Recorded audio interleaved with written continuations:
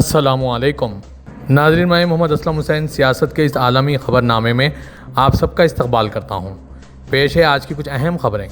Brazil और Argentine पड़ोसी है, लेकिन वो सख्त हरीफ भी हैं। फुटबॉल से सियासत तक अर्जेंटीना में मेसी है, ब्राज़ील के पास नेमार है, लेकिन दोनों के दरमियान दुश्मनी अक्सर खेलों के मैदान से सियासी मैदान में फैल जाती है। ये फिर हुआ है।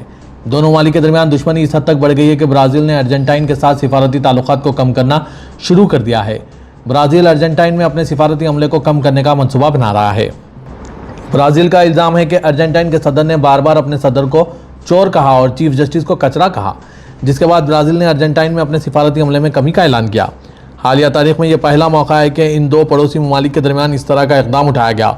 ब्राज़ील की वज़ारत ख़ारिजा के तर्जुमान ने बताया कि अर्जेंटाइन के सदर जेविर मिलेई ने अब तक ब्राज़ील के सदर लूला को 3 बार चोर कहा है। ब्राज़ील इसने 25 जुलाई को सेनेटर फ्लैवियो बोल्सोनारो के पार्टी कन्वेंशन में इसी तरह की ज़बान इस्तेमाल की। सदर के बेटे हैं और अक्टूबर में होने वाले इंतखाबात में लूला के मुखालिफ होंगे। कन्वेंशन के दौरान मिलेई ने सुप्रीम कोर्ट के जस्टिस अलेक्जेंडर डी मॉरिस को कचरा करार दिया था। मॉरिस ने अर्जेंटाइन के सदर की साबिक सदर बोल्सोनारो से मुलाकात की दरख्वास्त मुस्तरद कर दी थी। ईरान के साथ जंग के दौरान अमेरिका ने अपनी कई अहम मिसाइलों का बड़ा हिस्सा इस्तेमाल कर लिया है। मीडिया रिपोर्ट्स के मुताबिक इससे अमेरिकी फ़ौज की मुस्तकबिल की फ़ौजी तैयारियों को लेकर तशवीश बढ़ गई है। CNN की रिपोर्ट के मुताबिक अमेरिकी फ़ौज के जायजे से वाबस्ता कई हुक्काम ने बताया गया कि जंग शुरू होने के बाद से अमेरिका ने अपने थार्ड मिसाइल निज़ाम के तकरीबन 80% इंटरसेप्टर्स इस्तेमाल कर लिए हैं। ये निज़ाम दुश्मन की बैलिस्टिक मिसाइलों को हवा में ही तबाह करने के लिए इस्तेमाल किया जाता है। इसके अलावा अमेरिका ने अपने पैट्रियट मिसाइल दिफाई निज़ाम के भी तकरीबन 50% इंटरसेप्टर्स खर्च कर दिए हैं।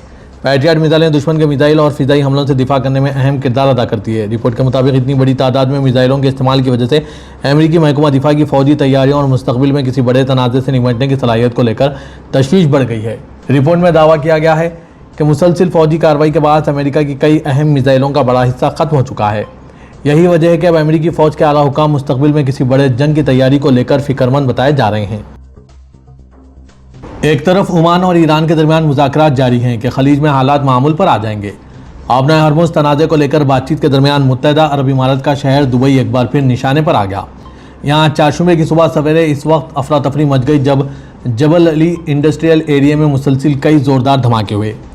सोशल मीडिया पर सामने आई वीडियोस में आसमान की तरफ धुएं के बड़े बड़े बादल उठते हुए दिखाई दिए, जिससे पूरे इलाके में खौफ व हरास फैल गया।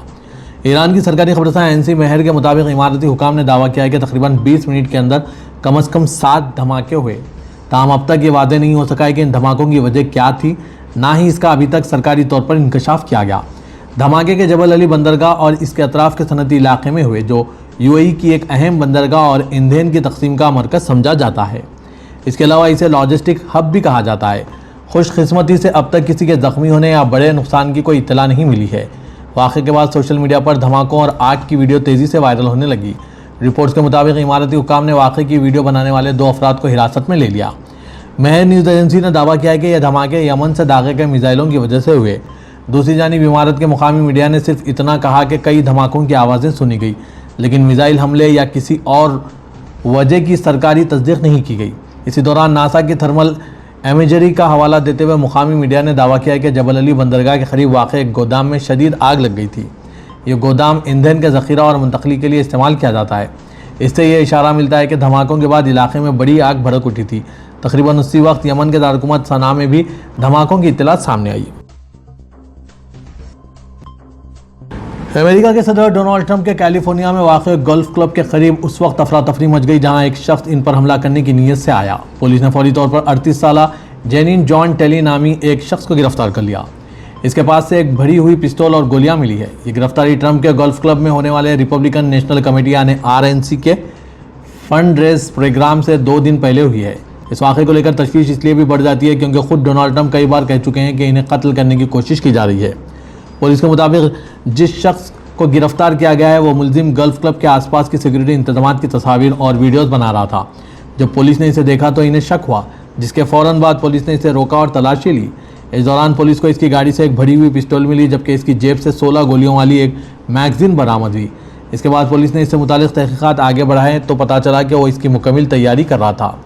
बाद में पुलिस ने जब मुलजिम के घर की तलाशी ली तो वहाँ से कई हथियार, इजाफी मैगज़ीन, बड़ी मकदार में गोलियाँ, बॉडी आर्म्ड और कुछ नोटबुक्स बरामद हुए। हुकाम का कहना है कि इन नोटबुक्स में कुछ ऐसे बयानात लिखे थे जिन्हें उन्होंने तशवीशनाक करार दिया। चीन ने वाशिंगटन की जानिब से जबरी मशक्क़त और कौमी सलामती के खदशात के तहत लगाई गई हालिया तिजारती पाबंदियों के रद्दअमल में अमेरिका के खिलाफ जवाबी इक़दाम का ऐलान किया। चीन के जवाबी इक़दाम में ड्रोन्स और इनके अहम पुरज़ात व टेक्नोलॉजी की बरामद पर सख्त कंट्रोल और 6 अमेरिकी कंपनियों को ब्लैकलिस्ट करना शामिल है। फ्रांसीसी न्यूज़ एजेंसी AFP के मुताबिक यह इक़दाम उस वक्त सामने आया जब अमेरिका ने चीन और 59 दीगर ममालिक पर नया टैरिफ लगाया, जो हालिया तिजारती इक़दाम की एक कड़ी है। चीनी वज़ारत तिजारत के तर्जुमान ने कहा कि अमेरिकी इक़दाम चीन के जायज़ हुकूक़ और मफादात को शदीद नुकसान पहुँचाते हैं। चीन सिर्फ ज़रूरी जवाबी इक़दाम ही कर सकता है, जिनमें अमेरिका को ड्रोन्स और इनके अहम पुरज़ात व टेक्नोलॉजी की बरामद पर कंट्रोल सख्त करना शामिल है। बीजिंग के इक़दाम में चीनी सर्टिफिकेशन इदारों की फैक्ट्री इंस्पेक्शन मुअत्तल करना, अमेरिकी कॉम्प्लाइंस टेस्टिंग कंपनियों को ब्लैकलिस्ट करना और दफ्तर के प्रिंटर और कांची मशीनों की दरामद पर कौमी सलामती की तहकीकात शुरू करना शामिल है। चीन ने जिन 6 अमेरिकी कंपनियों पर पाबंदियां लगाई, इनमें एप्लाइड DNA साइंसेस और स्ट्राटिम रिजर्वर भी शामिल हैं। चीन ने कहा कि ये कंपनियां गैर कानूनी अमेरिकी पाबंदियों में मदद और हिमायत कर रही थी और इनकी सरगर्मियों की नवीयत इंतहाई संगीन है।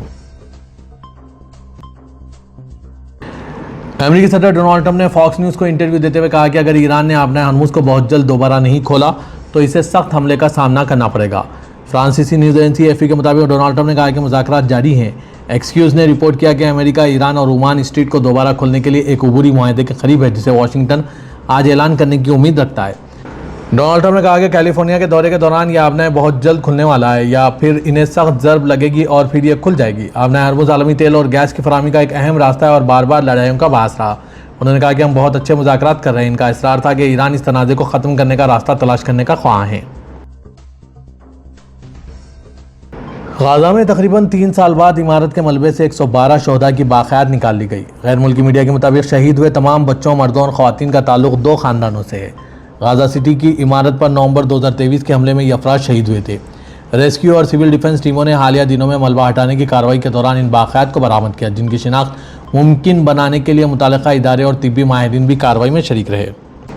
मीडिया रिपोर्ट्स के मुताबिक तमाम 112 शहदा की नमाज जनाजा आज अदा की गई, जिसके बाद इन्हें इज्तिमाई तौर पर सुपुर्द खाक किया गया। इस अलमनाक वाक़े पर गाज़ा के शहरियों में शदीद गम की लहर दौड़ गई। दूसरी जानिब गाज़ा पर इजरायली हमलों का सिलसिला बदस्तूर जारी है। ताज़ा हमलों में रिहायशी इलाकों को भी निशाना बनाया जा रहा है, जिसके बाद मज़ीद जानी नुकसान और तबाही की इत्तलात मौसूल हो रही है।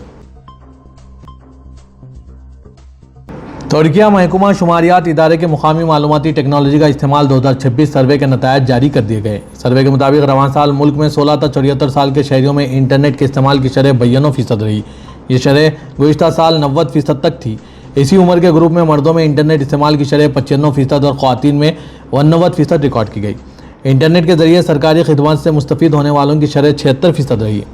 गुज़िश्ता 1 साल के दौरान ख़ास मकासद के लिए सरकारी इदारों की वेबसाइट और एप्लीकेशंस इस्तेमाल करने और इंटरनेट के ज़रिए सरकारी खिदमत हासिल करने वालों की शरह 76% रही, जिसका 82% मर्द जबकि 70% ख़वातीन थी।